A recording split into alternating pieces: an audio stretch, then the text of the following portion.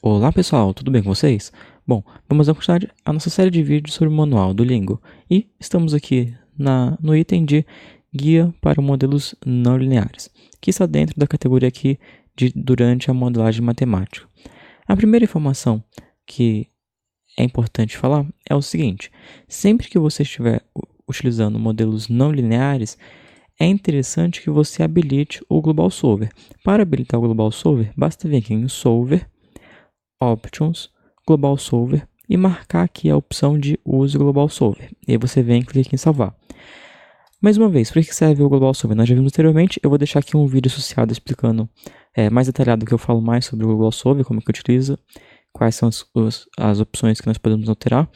Mas resumindo bastante, o Global Solver são algoritmos que o Lingo possui para que ele busque um ótimo global de um modelo não linear e não somente um ótimo local. Então, resumidamente, é para isso que nós utilizamos o Global Solver. Bom, então, além disso, dessa sugestão que eu dou, o Lingo aqui dá outras informações bem importantes. A primeira é o seguinte: quando nós vamos escrever determinado problema em equações, ou seja, nós temos uma informação e vamos passar essa informação para equações, nós podemos escrever isso de diversas maneiras. Nós podemos, a maneira que nós vamos multiplicar, somar as informações, podem ser feitas de N maneiras. E, às vezes, uma mesma informação, uma mesma restrição, você consegue escrever ela tanto linear quanto não linear.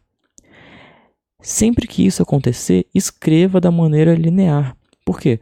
Porque restrições não lineares são mais difíceis para o Lingo ou qualquer software de otimização solucionar.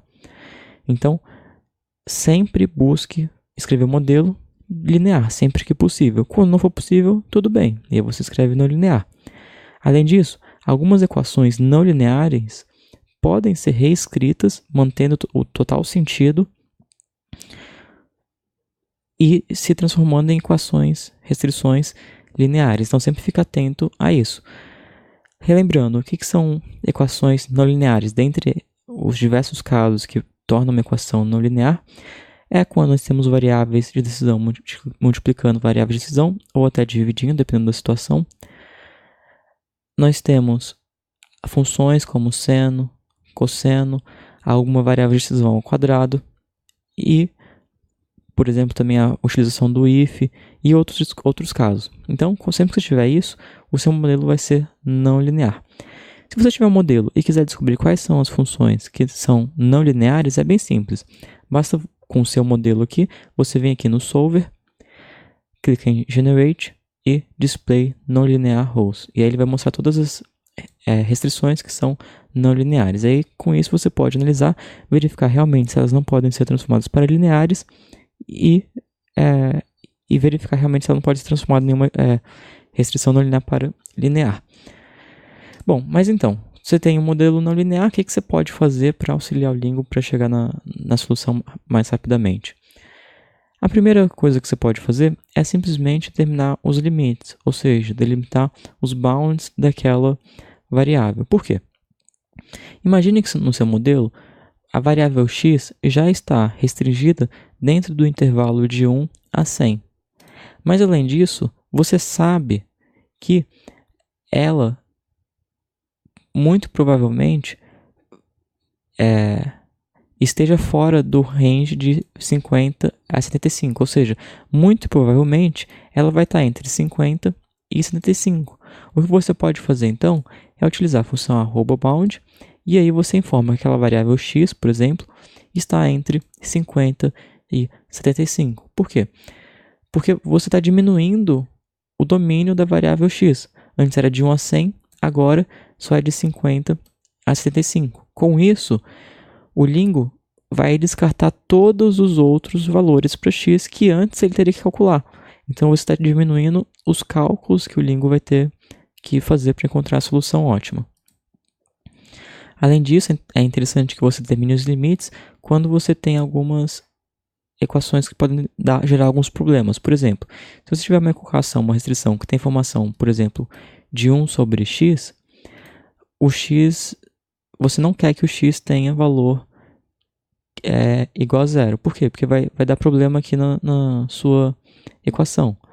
Então, por isso, nesse caso, determine, então, qual é o limite, ou seja, ou pelo menos o limite inferior que o x pode assumir.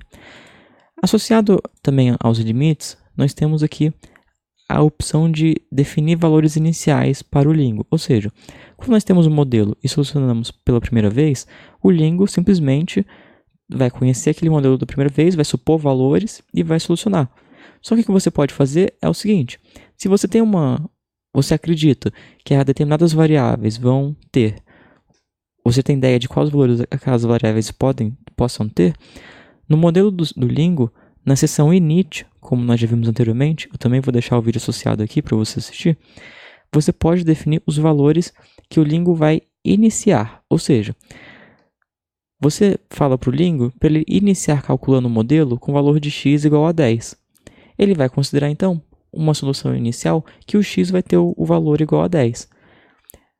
Isso pode ser verdade ou não. Então, o Lingo vai considerar o seu palpite, mas ele não vai falar que o x deve ser igual a 10. O Lingo vai considerar que o x pode ser, é mais provável que seja igual a 10.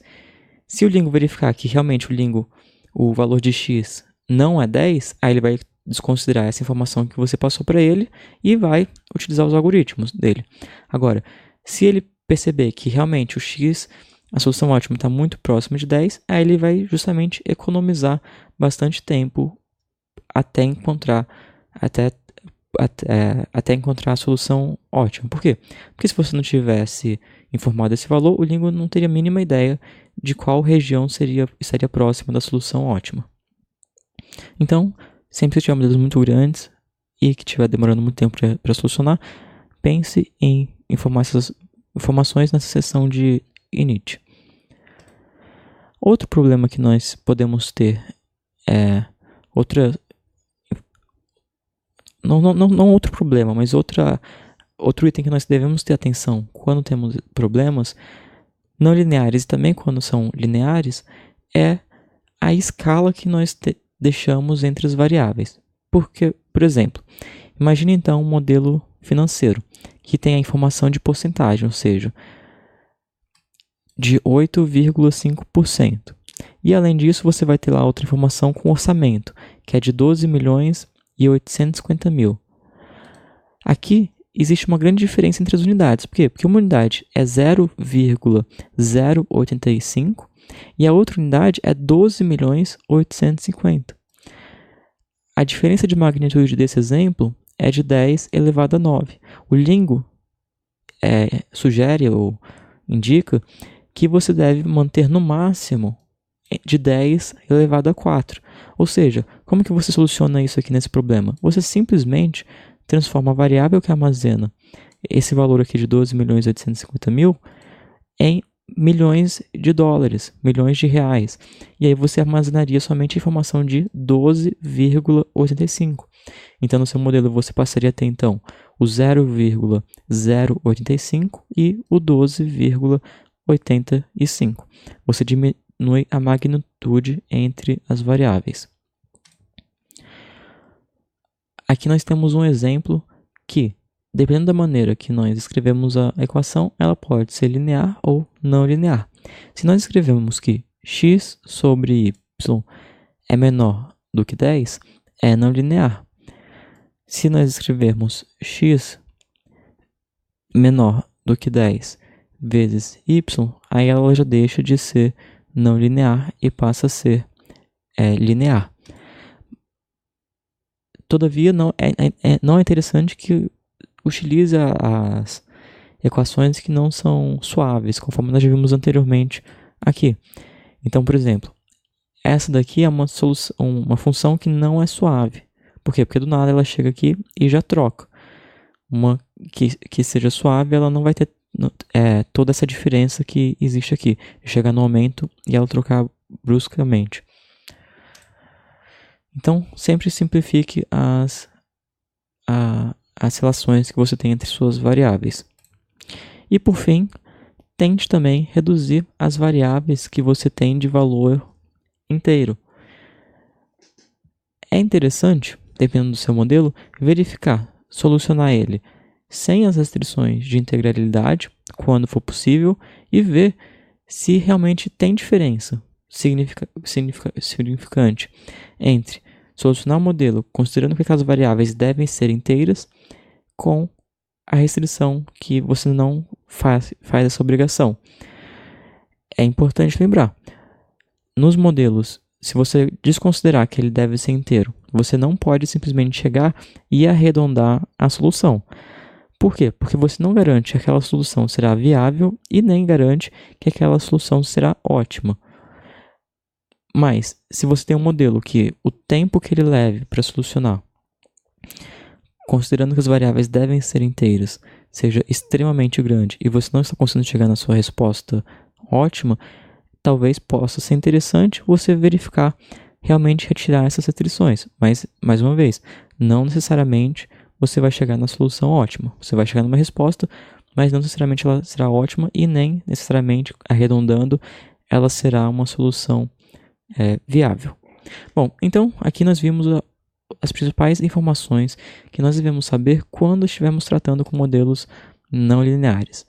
E a sugestão que eu dou é o seguinte: sempre que possível, reduza as equações não lineares e verifique se não é possível transformar uma equação não linear em uma equação linear. Verifique também se não é possível transformar a sua equação não linear em uma equação linear por partes. Nós já vimos anteriormente como nós podemos fazer uma breve utilização das funções lineares por partes. Mais para frente também nós vamos retornar nesse assunto, porque é bem importante ter esse conhecimento para reduzir as equações não lineares e com isso reduzir o tempo que o Lingo demora ou o software que você utilizar demora para chegar na solução ótima. Bom, outros vídeos como esse você encontra aqui no canal e no site sudocontrol.com.br. Não se esqueça de deixar suas dicas e sugestões para os próximos vídeos aqui nos comentários. Eu te conto em breve, abraços e até mais!